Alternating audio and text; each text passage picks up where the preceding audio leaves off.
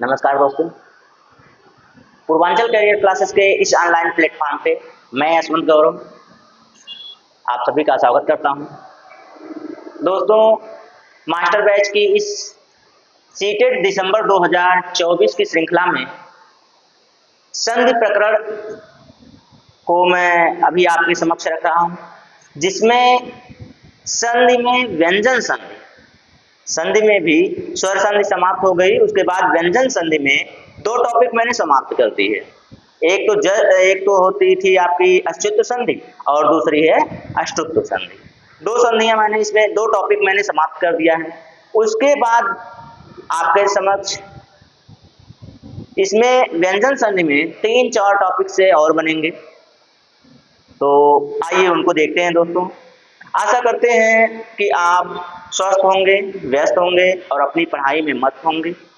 और जो इस समय अगर फॉर्म अभी नहीं भरा है आपने, तो फॉर्म भी भर लीजिए, ऑनलाइन हो रहा है और निःशुल्क आपको सारे क्लासेस प्रोवाइड हो रहे हैं। दोस्तों, थ्योरी के साथ प्रैक्टिस भी रहेगी, कोई शुल्क नहीं है इसका।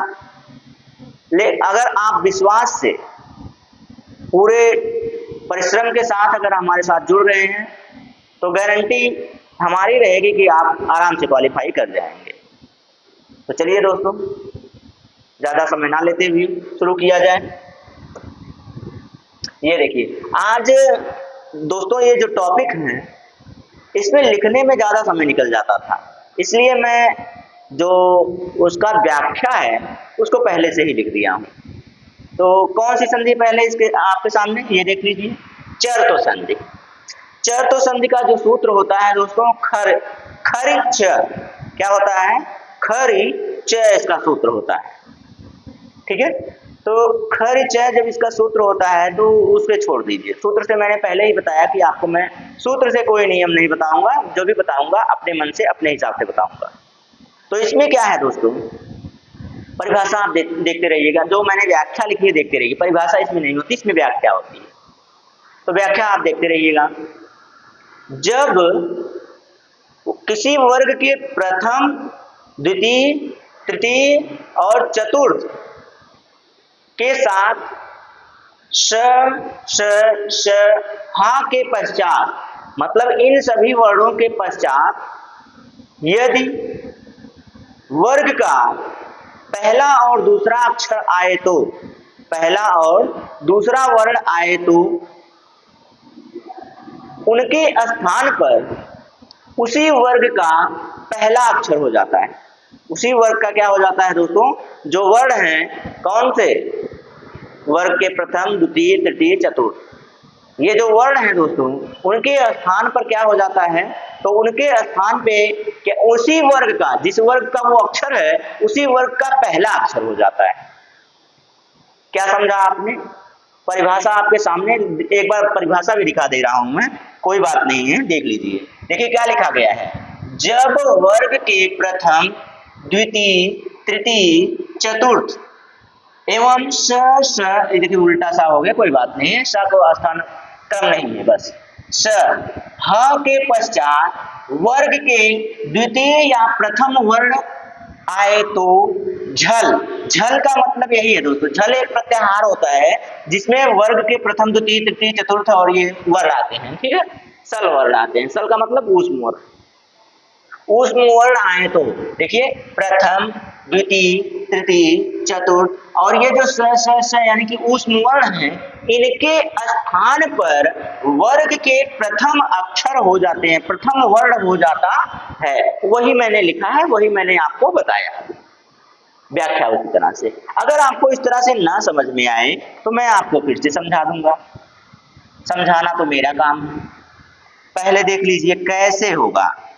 तो देखिए, वर्ग का प्रथम, द्वितीय, तृतीय अक्षर क्या होता है, किसी भी वर्ग का, जैसे मैंने लिख लिया क, ख, ग, घ, न, ये वर्ण है, ना नहीं रहेगा दोस्तों, चतुर्थ वर्ण तक है ना, तो ये ना नहीं रहेगा। ठीक है, उसे हटा दीजिए, बचा क्या। फिर उसके बाद आप लिखेंगे च वर्ग, च, छ, ज, झ। ठीक है, ये हो गए। उसके बाद क्या रहेगा, ट, ठ, ड, ढ, त, ठ, ड, ढ, ये हो जाएंगे। उसके बाद ये भी है प, फ, ब, भ। तो ये क्या हो गए दोस्तों, वर्ग के प्रथम द्वितीय तृतीय। ये देखिए, ये प्रथम है, ये द्वितीय है, ये तृतीय है, ये चतुर्थ वर्ण है। इसके बाद भी अभी एक और है ना, क्या नाम है उनके, श, श, श, ह। इन वर्णों के पश्चात यदि वर्ग का, यानी कि वर्ग के प्रथम द्वितीय का मतलब क्या हो गया, चलिए अच्छा इनको कॉपी किया जाए।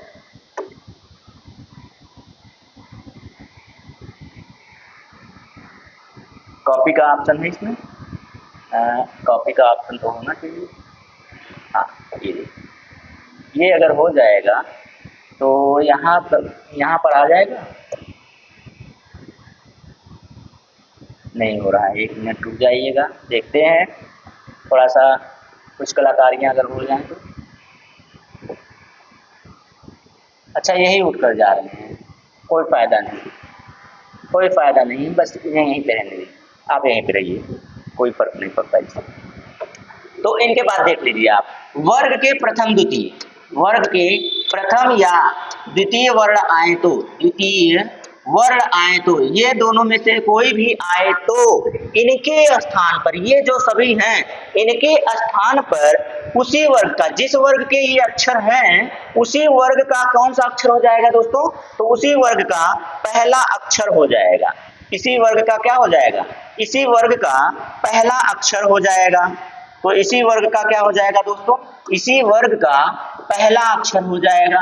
पहला का मतलब प्रथम अक्षर हो जाएगा, प्रथम वर्ण हो जाएगा, ठीक है, उसी के स्थान पर हो जाएगा प्रथम वर्ण। अब अगर यहां से समझ में आया हो तो मैं आगे आपको उदाहरण बता दूं। जैसे में देखिएगा आपको समझ में आ जाएगा। जैसे उदाहरण देख लीजिए, उदाहरण जब आप देखेंगे तो देख लीजिए। अब आपको मैं बता दूं, सदधनकार, सदधन कारह, ठीक है, ये वर्ण है। अब ये शब्द है। अब मैंने ये कहा कि जब यहां पर, कहां पर, जब यहां पर वर्ग के इनमें से कोई भी वर्ण आए तो, इनमें से कोई भी वर्ण आए तो, यहाँ का वर्ण है ना, किसका वर्ण है, ये देखिए इसका ता वर्ग का वर्ण है, ता वर्ग का है। उसके बाद वर्ग का प्रथम या द्वितीय अक्षर आए तो, आया कि नहीं आया, वर्ग का प्रथम अक्षर है, आए तो इस द के स्थान पर, इस द के स्थान पर उसी वर्ग का पहला अक्षर हो जाएगा। द जो है वो किस वर्ग का है, तय वर्ग का है। द किस वर्ग का है, तय वर्ग का है। द के स्थान पर ट हो जाएगा। यही नियम कहता है इसका, यही इसका नियम कहता है दोस्तों। तो द के स्थान पर क्या हो जाएगा, तय हो जाएगा। बस और कुछ नहीं करना है आपको, आगे पीछे के अक्षरों को जोड़ देना है, वही आपके अक्षर बन जाएंगे, सत्कार, इस तरह से। तो अब इसको सही से लिखेंगे तो ये हलंत लगा हुआ है ना, तो हलंत को हम लोग सही करेंगे तो क्या बन जाता है, सत्कारः। शब्द क्या बन गया, सत्कारः। लिखा था मैंने सदकारः, सदधनकारः, बन गया सत्कारः, ठीक है। अब समझ में आया आपको। तो इसी तरह से अगर हम लोग कहें कि लिखें, चलिए एक शब्द लिखिए आप लोग, मैं आपको बता रहा हूं कि दिग्धन पालः, क्या वर्ण है, शब्द है, दिग्धन पालः। जल्दी से आप लोग बनाइए, तब तक मैं भी यहां लिख दे रहा हूं, दिग्धन पालः बनाइए।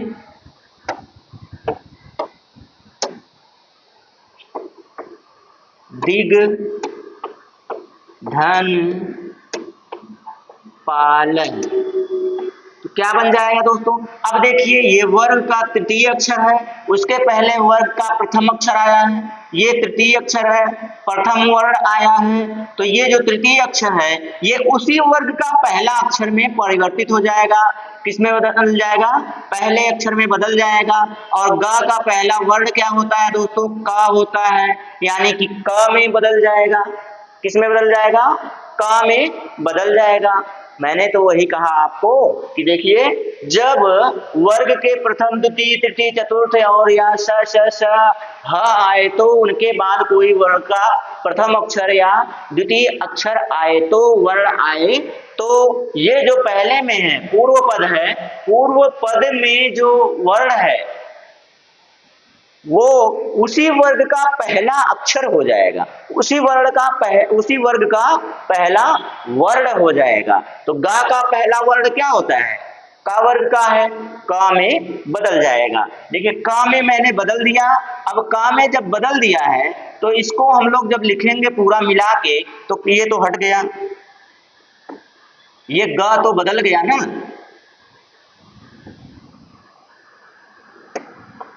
गा हटा है कि नहीं हटा? गा हट गया यहाँ से, गा हटेगा और का यहाँ पे जुड़ जाएगा।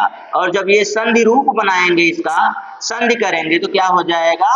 दिक्पालह। क्या बन गया दोस्तों? दिक्पालह। ठीक है, नोट कर लीजिए जल्दी से।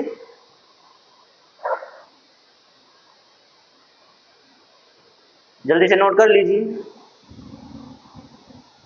चलिए और सब बता दे रहे हैं आपको, और शब्द बता दे रहे हैं आपको। एक शब्द देख लीजिए, सद धन पात्रम। सद धन पात्रम, अब ये शब्द है, ये शब्द जब है तो अब बताइए आप, द है, द कौन सा वर्ण है? द आपका तृतीय वर्ण है, और ये कौन सा वर्ण है? प्रथम वर्ण है। तो ये जो तृतीय वर्ण है ये बदलेगा किसमें? ये बदलेगा प्रथम वर्ण में। किसमें बदलेगा? तो प्रथम वर्ण में बदलेगा। अब प्रथम वर्ण द का प्रथम वर्ण क्या होता है? द जिस वर्ग में आता है उस वर्ग का प्रथम अक्षर क्या होता है? तो द त वर्ग का है तो त में बदल जाएगा ना। त वर्ग का है तो ता ही तो पहला अक्षर होता है, त पहला वर्ण है तो उसी में बदल जाएगा। ये द के स्थान पर त हो जाएगा। ठीक है, द के स्थान पर क्या हो जाएगा? त हो जाएगा। अब लिख लीजिए इसको, आगे पीछे के शब्दों को जोड़ दीजिए, द को यहाँ से काट के भगा दीजिए, जाओ भाग जाओ, तुम्हारी कोई जरूरत नहीं है। ठीक है, चलिए तो क्या बन जाएगा? सत पात्रम। सत पात्रम हो गया कि नहीं हो गया? बन गया सब? शब्द बना कि नहीं बना बताइए? दिक्पालह बन गया, और सत्पात्रम बन गया, सत्कारह बन गया, इतने शब्द बन गए। भेद तुम बना दीजिए, एक शब्द मैं आपको लिखकर छोड़ दे रहा हूं, ये बनाइएगा। भेद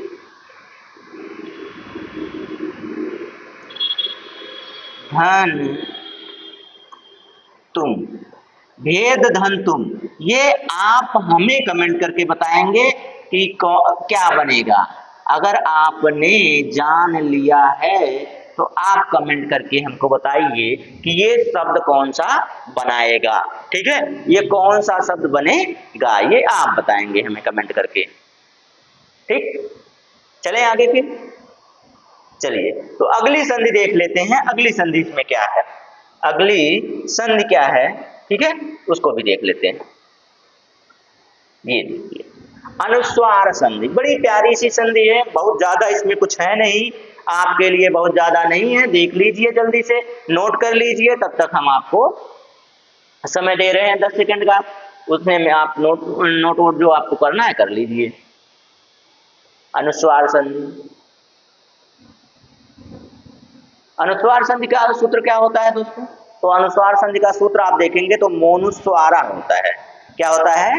मोनुस्वारा, माँ का अनुस्वार हो जाना, माँ का अनुस्वार हो जाना। अब आपको बोर्ड पर व्याख्या क्या लिखी होगी? तो व्याख्या दोस्तों यह लिखी होगी कि जब माँ के पश्चात कोई भी व्यंजन आए, तो जब माँ के पश्चात कोई भी व्यंजन आए तो माँ का अनुस्वार हो जाता है। आप जब संस्कृत पढ़ते होंगे तो देखते होंगे कहीं पर माँ का अनुस्वार बना लिखा रहता है और कहीं पर माँ वैसे ही रहता है। तो मैं दोनों नियम यहीं पे अभी बता दे रहा हूँ कि कब अनुस्वार हो जाता है और कब माँ का माँ ही रह जाता है, कब अपने रूप में ही रह जाता है, दोनों मैं आपको बता देता हूँ। ठीक है, तो जब माँ के बाद कोई व्यंजन आ जाएगा, जब माँ वर्ण के बाद कोई व्यंजन आ जाएगा तो माँ का अनुस्वार हो जाएगा। माँ का क्या हो जाएगा? अनुस्वार हो जाएगा। और जब माँ के बाद कोई अनुस्वार ना हो, जब माँ के बाद कोई स्वर ना हो, कोई स्वर हो या फिर खाली स्थान हो, मतलब उसके बाद कोई वर्ण या कोई शब्द ना हो, तो वह क्या बन जाता है? वह माँ में ही रहता है, कोई परिवर्तन नहीं होता है। तो अब प्यार से इतना समझिए क्या होता है कि जब माँ के बाद कोई व्यंजन आए तो माँ का अनुस्वार हो जाता है। जैसे हरिम धन वंदे, जैसे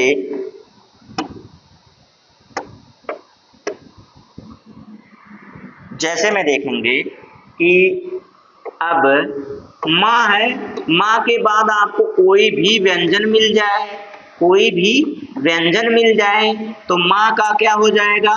माँ अपने अनुस्वार रूप में चला जाएगा, माँ अपने अनुस्वार रूप में चला जाएगा। ये देखिए कैसे लिख रहे हैं। हाँ ठीक है, ये यहाँ पे हो अनुस्वार रूप का मतलब ऐसे हो जाएगा। ठीक है, अनुस्वार हो जाएगा। आइए दिखाते हैं कैसे होगा। तो देख लीजिए, एक शब्द मैंने क्या बोला अभी? हरिम, हरिम धन वंदे, हरिम धन वंदे। चलिए, हरिम धन वंदे, तो हरिम धन वंदे है, इसका क्या बनेगा? उसके बाद कोई व्यंजन आपको दिख रहा है? माँ के बाद कोई व्यंजन है, तो माँ के बाद जब कोई व्यंजन है तो माँ अनुस्वार रूप लेगा ही लेगा। तो ये जो माँ के बाद क्या है? माँ के बाद व्यंजन है, व्यंजन कोई भी हो इससे कोई फर्क नहीं पड़ता है, व्यंजन में कोई व्यंजन हो कोई फर्क नहीं पड़ता है, व्यंजन होना चाहिए। ठीक है, तो माँ का रूप अनुस्वार हो जाएगा। ये जो माँ है इसका रूप क्या हो जाएगा? अनुस्वार हो जाएगा। ये बन जाएगा हरिम वंदे, हरिम वंदे। ठीक है, ये शब्द बन गया ये आपका। चलिए नोट कर लीजिए, आप नोट कर लीजिए भैया, हो गया नोट। चलिए आगे चलते हैं। तो एक और शब्द देखिए, त्वम करोषि, त्वम करोषि। अब इसमें भी देखिए, माँ के बाद क्या आया? व्यंजन आया। माँ के बाद व्यंजन आया है तो ये जो माँ है, ये जो माँ है इसका क्या हो जाएगा? अनुस्वार हो जाएगा। जब अनुस्वार हो जाएगा तो क्या बन जाएगा? त्वम करोषि। आप जब शब्दों को, वाक्यों को पढ़ते होंगे तो देखते होंगे कि कहीं पर अनुस्वार लिखा होता है तो कहीं पर माँ लगा होता है, माँ पे हलंत लगा होता है। दोनों रूप आपके सामने आ जाते हैं। ठीक है, जब दोनों रूप आपके सामने आ जाते हैं तो देख लीजिए ये हो गया। जल्दी से नोट कीजिए, पहले इसको नोट कीजिए तब बताएं दूसरा। एक और देख लीजिए, उसके बाद चलते हैं आगे, क्योंकि ये बड़ी आसान सी संधि है। एक और देख लीजिए, एक उदाहरण और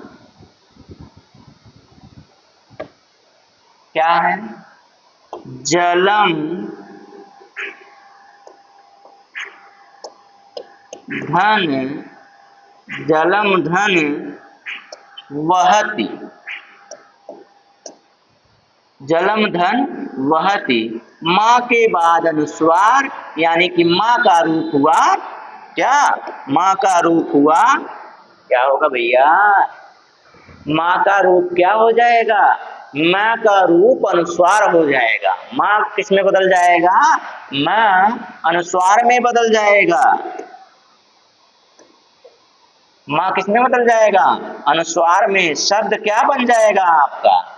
शब्द बन जाएगा जलम वहति। बन गया कि नहीं बन गया? समझ में आ गया? अगर समझ में आ गया हो तो आगे एक और शब्द दे के आगे निकला जाए। ठीक है, चलिए नोट हो गया हो तो एक शब्द दे दें। हाँ, शब्द यहीं पे दे दें। चलिए यहीं दे रहे हैं। शब्द आपका हो जाएगा हाँ, दुखम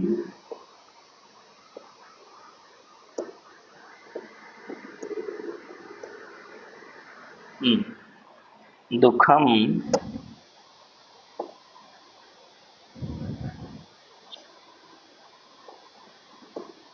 सहते। दुखम सहते। अब इसको आप लोग बनाएंगे। क्या बनेगा? कुछ बनना है नहीं, बस सिर्फ बेकार सी बात इसमें है और कुछ नहीं है। अगर वो नहीं बना पा रहे हैं तब तो आपका जीवन क्या बेड़ा ही गर्क हो जाएगा आपका बेड़ा ही आपका गर्क हो जाएगा। चलिए ये देख लीजिए, तोरली संधि क्या है? तोरली।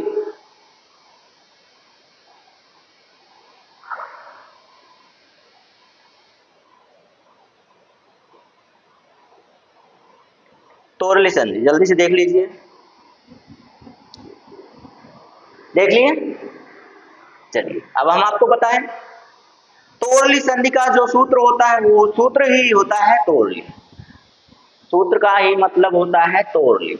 अगर देहाती भाषा में जाएंगे तो तोरली का मतलब होता है कोई चीज लगा हुआ है पेड़ पर, उसको तोड़ ली। क्या होता है? तोड़ ली। पूछते हैं ना, तोड़ ली भैया? हाँ तोड़ ला हो। चला तो आगे चला जाए। आगे चलेंगे तो दोस्तों इसमें देखिए क्या है। इसमें है जब त वर्ग के बाद, जब त वर्ग के बाद ल आए तो, ल में ला के आगे पीछे कुछ नहीं। जब त वर्ग के बाद कोई की बात थोड़ी है यार, फिर से दिमाग में वही यार। जब त वर्ग के बाद ल वर्ण आए तो त वर्ग के जो वर्ण हैं उनका परिवर्तन ला में हो जाता है। किसमें हो जाता है? त वर्ग ला में बदल जाता है। ये तोरली का नियम। तो अब बताइए, तो समझ में आ गया? समझ में आने का यही मतलब है दोस्तों। देखिए लिखा हुआ है, जब ता वर्ग के वर्णों के पश्चात, जब ता वर्ग के वर्णों के पश्चात ता वर्ग के वर्ण त, थ, द, ध, न के पश्चात ल वर्ण आए तो इनके स्थान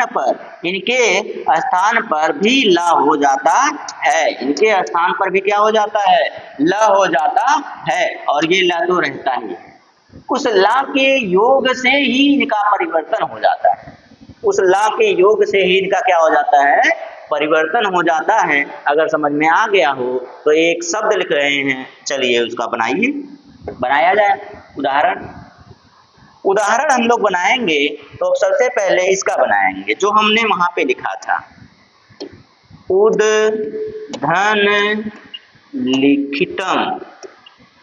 उद धन लिखितम मैंने बताया हुआ है, इसीलिए ये आप बनाएंगे। आप बनाइए, मैंने यह बताया हुआ था शुरू में ही। बनाइए तो जल्दी से।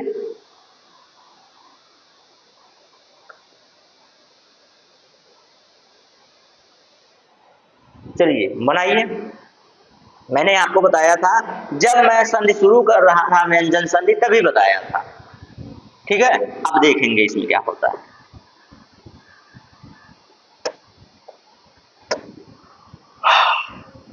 देखिए मैंने कहा कि ता वर्ग का कोई वर्ण हो तो उसके बाद क्या हो? ला मिल जाए। ला मिला तो ये जो त वर्ग का अक्षर है यानी कि इसमें से कोई भी अक्षर है वो ला में बदल जाएगा, यानी कि ये जो द है दा का परिवर्तन हो जाएगा, दा का परिवर्तन हो जाएगा किसमें हो जाएगा मेरे लाल, तो ये मेरे लाल ला में हो जाएगा। किसमें हो जाएगा, क्या लिख रहे हैं भैया,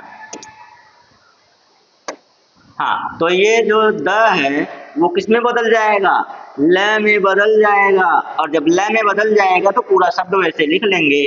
तो पूरा शब्द लिखने के लिए इसको ऐसे लिखेंगे ना, उल लिखितम, उल लिखितम, ये बन गया आपका शब्द और संधि रूप।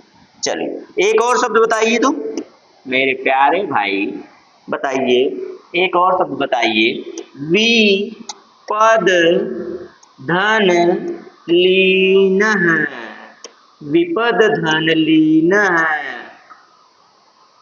विपद धन लीन, बताइए क्या बनेगा, विपद धन लीन का क्या बनेगा बताइए। मैंने कहा त वर्ग का कोई अक्षर हो उसके बाद ला वर्ण मिल जाए तो बन क्या जाता है, बन जाता है जो ये वर्ण है कौन सा, पूर्व पद में जो वर्ण ये द है, द अपने किस में बदल जाता है, ला में बदल जाएगा, और ला में बदलने के बाद क्या बन जाएगा, ये बन जाएगा विपल्लीन, क्या बन गया, विपल्लीन। नोट कर लीजिए जल्दी से नोट कीजिए, जल्दी से नोट कीजिए।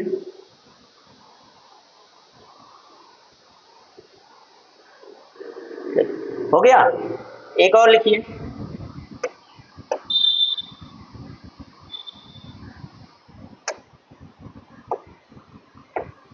उद धन लेखम, उद धन लेखम, द वाले ही वर्ड मिल रहे हैं सर, बनाइए इसको, आप बनाइए, इसको आप बनाइए जल्दी से।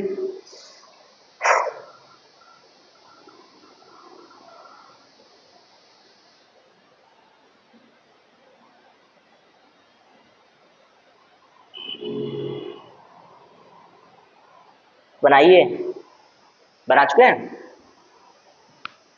क्या बनेगा, तो इसका बन जाएगा मेरे प्यारे दोस्त,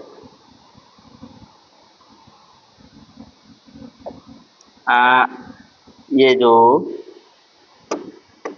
द है, मैंने कहा द के बाद क्या मिला, ला मिला, तो द का रूप बदलेगा किसमें, ला में बदलेगा। अब ला है ही पीछे तो आगे और पीछे के वर्णों को जोड़ लीजिए, क्या बन जाएगा, उल्लेख, कहते हैं ना उल्लेख कीजिए, तो उल्लेखम जो शब्द है इस शब्द में देख लीजिए क्या है, कौन सी संधि है, व्यंजन संधि की तोरली संधि है, व्यंजन संधि की कौन सी संधि है, तोरली संधि है, ठीक है। एक शब्द आपको दे रहे हैं वो बनाइएगा आप, जगद धन लाभ है, जगद धन लाभ, कहाँ हाथ चला जाता है भैया, जगद धन लाभ है, अब बनाइएगा आप क्या बन जाएगा, ये संस्कृत शब्द है, अब संस्कृत शब्द ये हिंदी होता तो ये त होता, जगत धन लाभ होता, लेकिन संस्कृत में आपको जगद धन लाभ है लिखेगा, उत धन, ये अगर यही संस्कृत होता तो संस्कृत में आपको यहाँ क्या मिल जाता, संस्कृत में उद की जगह पे उत मिलता, ठीक है, तो वो छोड़ दीजिए आप, उसमें टेंशन मत लीजिए, ये उद है तो उद देखिए, ठीक है, ये हो गया।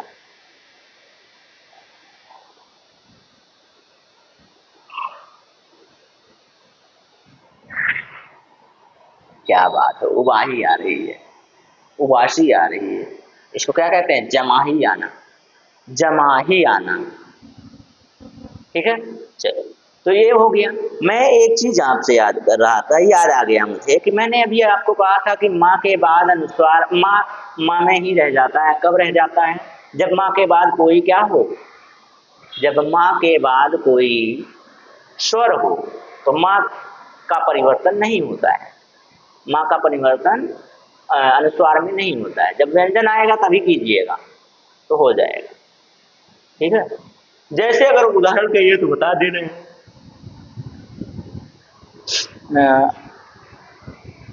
उदाहरण आप देखना चाहेंगे तो यहीं पे बता दें। चलिए यहाँ बता दें, यहाँ जगह।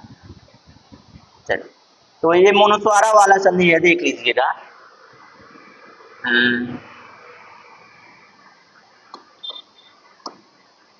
रामम धन उल्लेख उल्लेखम,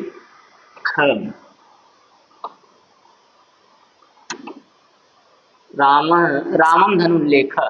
अब ये देख लीजिए, माँ के बाद क्या आया है? स्वर आया है। माँ के बाद क्या आया है? स्वर आया है। तो माँ का कोई परिवर्तन नहीं होगा, ये ऐसे ही रह जाएगा, ये ऐसे ही रह जाएगा। उल्लेख, ठीक है, राम उल्लेख, रामम उल्लेख। तो ये मेरे दिमाग में वहाँ था, मैंने कहा था बताऊंगा, लेकिन बताया नहीं। तो मैं अपना वादा पूरा करता हूँ, मेरा वादा हमेशा पूरा होता है। ठीक है, मैं जो कहता हूँ वही मेरी जो जुबान है वही मेरा वादा होता है, और वही मैंने आपसे कहा था, पूरा कर दिया। ठीक है, तो ये हो गया। चलिए एक और संधि देखते हैं अगले पेज पे। अगला पेज क्या है दोस्तों? अगला पेज है आपको परस वर्ण संधि। परस वर्ण संधि बड़ी ही आसान संधि, बड़ी ही आसान संधि। जानते हैं क्या है इसमें? इसमें अनुस्वार वर्ण के बाद क्या होता है? इसमें अनुस्वार, जब अनुस्वार के बाद या पश्चात उसी वर्ग का पहला, उसी वर्ग का कहाँ होगा उसमें? जब अनुस्वार के बाद वर्ग का पहला या दूसरा अक्षर आए तो। कौन सा वर्ण आए तो? पहला। कहाँ पहुंच रहे हैं? चलिए लिख दे रहे हैं, कंफ्यूजन आ जाएगा, नहीं तो बोलने में कंफ्यूजन आ जाएगा। जब अनुस्वार के पश्चात, जब अनुस्वार के पश्चात क्या आए तो वर्ग का चतुर्थ वर्ण आए तो। कौन सा वर्ण? चतुर्थ वर्ण, हाँ, आए तो अनुस्वार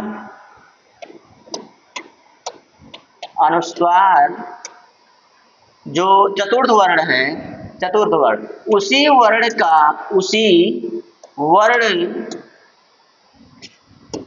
के पंचमा अक्षर में बदल जाता है। किसमें? पंचमा, क्या लिख रहे हैं? पंचमा अक्षर में बदल जाता है, बदल जाता है। अब देख लीजिए, इतना ज्यादा लिखना पड़ता है, इसीलिए मैंने सबको लिख दिया था, इसीलिए मैंने क्या किया था? सब लिख दिया था। परस वर्ण का मतलब यही होता है कि अनुस्वार है, अनुस्वार के बाद उसी चौथा वर्ण आएगा। क्या आएगा? चौथा वर्ण आएगा, और चतुर्थ, उसी चतुर्थ वर्ण के पंचमा अक्षर में वो बदल जाएगा। ठीक है, अगर चतुर्थ ना कहिए, मान लीजिए चतुर्थ ना कहिए, तो मैं हटा ही दे रहा हूं। वर्ग का के बाद ही हटा दीजिए। 1 मिनट आपको यहाँ संशोधन करके, ताकि आपको कहीं को भी कोई दिक्कत ना हो। यहाँ से, अब यहाँ से आपके बात जब करेंगे आप, तो यहाँ पर आपको चतुर्थ वर्ण की जगह पे कोई वर्ण आए तो, कोई व्यंजन वर्ण आए तो हो गया, संशोधन हो गया। अब नियम कई होते हैं, सारे नियम आपको बताने के लिए दोस्तों इस सीटेट में आपको पूरा मिलेगा नहीं। मैंने इसमें से कुछ संधियां छोड़ भी दी है, अभी और से बहुत सारे नियम हैं। सारे नियम मैं आपको नहीं पढ़ा रहा हूँ। क्यों नहीं पढ़ा रहा हूँ? क्योंकि आपके सीटेट में जरूरत ही नहीं है, तो इसीलिए उनको कुछ दूर तक छोड़ भी दे रहा हूँ। तो ये आप जानते रहिए। जब यहाँ टेट और सुपर टेट की बात आती है तब वहां से नियम निकाल के सबको लाना पड़ेगा, हमको सब पढ़ाना पड़ेगा। तो ये देख लीजिए, पहले मैंने अभी अभी लिखा है तो इसलिए आपको देखना ही पड़ेगा भाई।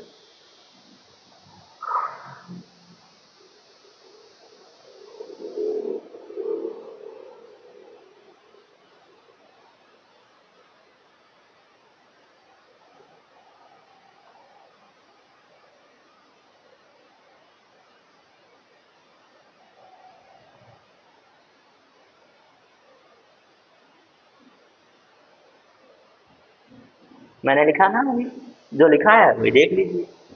तो अब देख लीजिए उदाहरण। उदाहरण जब देखेंगे आप, जब अनुस्वार के पश्चात वर्ग का कोई व्यंजन वर्ण आए तो अनुस्वार उसी वर्ण के पंचमाक्षर में बदल जाता है। तो इसका मतलब क्या है दोस्तों? हाँ, एक मिनट। अनुस्वार है ये, आप जानते हैं कि ये अनुस्वार है। अनुस्वार प्लस कोई भी व्यंजन आए तो, कोई भी व्यंजन आए तो अब जिस वर्ग का ये होगा, जिस वर्ग का ये होगा या फिर जिस उच्चारण स्थान का ये होगा उसी का पंचमा अक्षर हो जाएगा। उसी का क्या हो जाएगा? पंचमा अक्षर। जिस वर्ग का होगा, अब वर्ग में कितने हैं? क वर्ग, च वर्ग, ट वर्ग, त वर्ग और प वर्ग। इतने ही वर्ग हैं, इतने ही पंचमा अक्षर भी तो हैं। जब इतने वर्ण हैं इतने पंचमाक्षर हैं। कु चु टु तु पु, अब उसको तो आपको समझना पड़ेगा। कु चु टु तु पु क्या है बाद में बताएंगे। कु चु टु तु पु, नहीं तो आप लोग यहीं पे क्या करने लगेंगे? कु करने लगेंगे। कु चु टु तु पु जानते जानते, क्योंकि वो कम से कम आपको लग जाएगा 15 मिनट, तो उसको छोड़ दीजिए। बस इतना जानिए, का वर्ग, चा वर्ग, टा वर्ग, ता वर्ग और पा वर्ग। ठीक है, तो इनके बाद यदि इनके पहले अनुस्वार है, अनुस्वार के बाद ये हैं, तो ये जो अनुस्वार होता है ये इसी वर्ग का, जिस वर्ग का होगा उसी के पंचमा अक्षर में बदल जाएगा। किस में बदल जाएगा? पंचमा। यार हम एक मिनट आइए, उसी वर्ग के पंचमा हो गया। पंचमा क्षर में बदल जाता है। जैसे अब उदाहरण देखेंगे तो आपको समझ में आएगा, क्योंकि यहां तक तो आपको बोरिंग लगने लगता है। बहुत ध्यान से सुनेंगे, पढ़ने का बहुत मन है तब मजा आता है पढ़ने में। ठीक है, आइए देख लेते हैं। जैसे हमने बोल दिया संधन ख,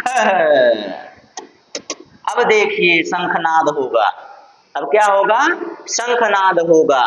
शंख शब्द है, तो अब बताइए इसका शुद्ध रूप। हाँ, ये जो लिखाता है ना, ये जो लिखा जाता है ये इनके शुद्ध रूप होते हैं। आप लोग शंख लिखते हैं तो ऐसे ही लिख देते हैं, इन दोनों को मिला देंगे हो गया आपका शंख। लेकिन ये शंख ऐसे नहीं होता है मेरे प्यारे भैया, मेरे प्यारे छात्र, मेरे प्यारे मास्टर साहब, ये ऐसे नहीं होता है। ये ऐसे होता है। कैसे होता है? तो देख लीजिए कैसे होता है। ये देखिए, अब ये अनुस्वार है, अनुस्वार के बाद ख वर्ण आया है। ख वर्ग, ख किस वर्ग का है? क वर्ग का है। क वर्ग का पंचमा अक्षर क्या होता है? न होता है ना। क वर्ग का पंचमा अक्षर क्या होता है? न होता है। तो अब ये बन जाएगा आपका शंख, ये बन जाएगा। क्या बन जाएगा? ऐसे बन जाएगा। नहीं तो आपको ऐसे लिखा मिल सकता है, शंख, ऐसे लिखा मिल सकता है। जैसे आपको लिखा मिले वैसे आप जान लीजिए। अब इसी तरह से एक और देखिएगा, एक नाम है ना, आप लोग नाम देखते हैं। शंख तो आपने शंखनाद कर लिया, एक नाम देखिए बड़े प्यारे से, अंगधन कित। हाँ, ये नहीं रहेगा यार, हाथ बहुत तेज चलता है हमारा, हाथ को स्लो करना पड़ेगा। अंगधन कित, अब जरा बनाइए अंकित को।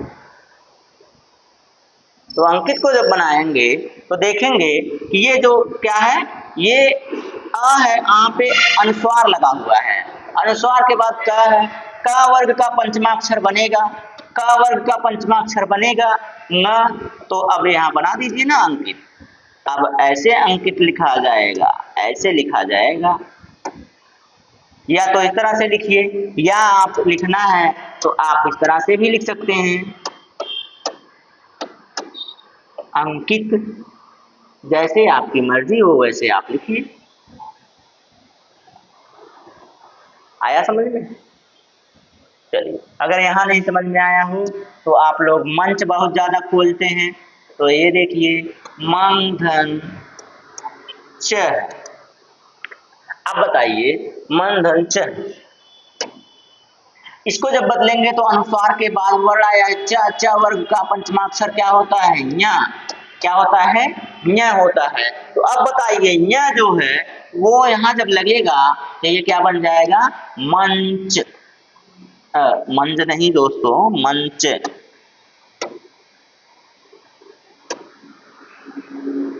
क्या हो जाएगा, मंच। ठीक है, मंच। एक और शब्द हमको याद आ रहा है, मंच हो गया,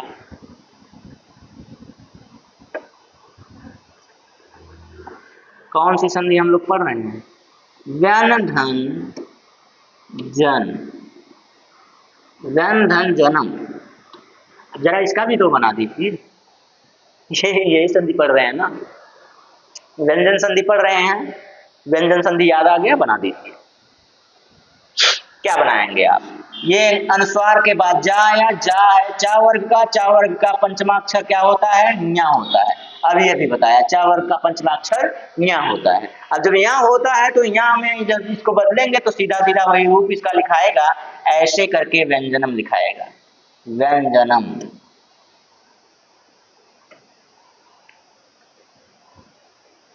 व्यंजन संधि में कौन सी संधि है, व्यंजन शब्द में कौन सी संधि है, परसवर्ण संधि। कौन सी संधि, परसवर्ण संधि।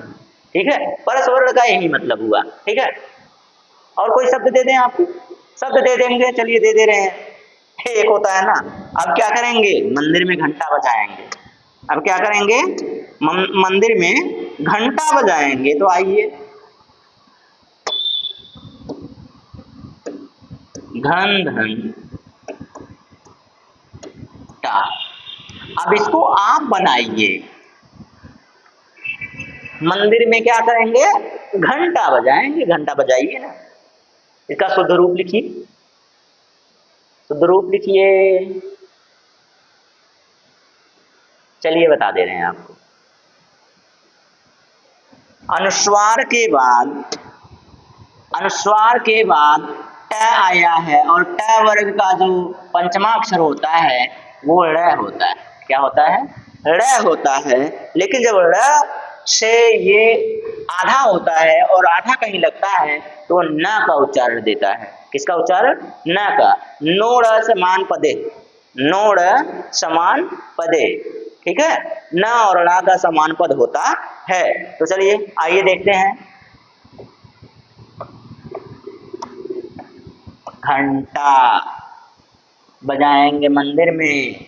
और जब हम लोगों को सरकार क्या दे रही है, जब सरकार हम लोगों को नौकरी नहीं दे रही है, रोजगार नहीं दे रही है, तो हम लोग क्या बजा रहे हैं, घंटा। ठीक है, तो चलिए ये शब्द हो गया। बार बार एक ही शब्द कहने से क्या हो रहा है दोस्तों, मजा आ रहा है। चलिए आगे चलते हैं। अच्छा, आगे देख लीजिए। तो अब क्या होगा, विसर्ग संधि होगा। और मैंने सोचा था कि इसको भी समाप्त कर लेंगे, लेकिन समय बहुत ज्यादा लग गया समझाने में। समझाने में आपको बिना समझाए निकल नहीं सकता है, इसलिए बहुत ज्यादा समय लग गया है। तो ये जो विसर्ग संधि है दोस्तों, इसमें जानते ही हैं, मैंने बताया था, जब विसर्ग के बाद, जब विसर्ग के पश्चात, जब विसर्ग के पश्चात क्या है, के पश्चात कोई व्यंजन या स्वर, व्यंजन या स्वर आए तो, ठीक है, व्यंजन या स्वर आए तो क्या होता है, आए तो नहीं, आए तो नहीं, ये तो मैं दूसरा बता रहा हूँ, अभी जिस पैटर्न पे चल रहा था वही बताने लगा आपको। आने से, आने से विसर्ग में जो विकार उत्पन्न होता है, जो विकार उत्पन्न होता है, विकार का मतलब परिवर्तन, विकार उत्पन्न होता है उसे विसर्ग संधि कहते हैं, उसे विसर्ग संधि कहते हैं, संधि कहते हैं, ठीक है। विकार का मतलब बदलाव, जैसे, जैसे में आप देखेंगे तो क्लियर नहीं करना है, जैसे में जब आप देखेंगे तो आपको ये समझ में आएगा कि जैसे देख लीजिए, आप कहते हैं नमः धन ते, नमः धन ते। अब यहाँ देखिए विसर्ग के बाद व्यंजन है, तो ये जो विसर्ग है वो किस रूप में आता है, श रूप में चला आता है, और ये बन जाता है नमस्कार, नमस्ते बन जाएगा, नमस्कार। वो मैंने दूसरा बता दिया आपको, दूसरा शब्द लगा दिया, क्या हो जाएगा ये हो जाएगा नमस्ते, ठीक है, नमस्ते। तो आज के लिए क्या करेंगे दोस्तों, आपसे हम कहेंगे नमस्ते, क्योंकि समय बहुत ज़्यादा हो गया है और ज़्यादा आपको पढ़ाने देंगे तो आप भी उबाऊ फील करेंगे और कहेंगे मास्टरवा कितना पढ़ा रहा है भैया, ठीक है। तो मस्त स्वस्थ रहिए, मस्त रहिए, अपनी पढ़ाई में व्यस्त रहिए और जल्दी से अपने लक्ष्य को प्राप्त कीजिए, बस यही दुआ रहेगी। तो आज के लिए दोस्तों आपसे नमस्ते।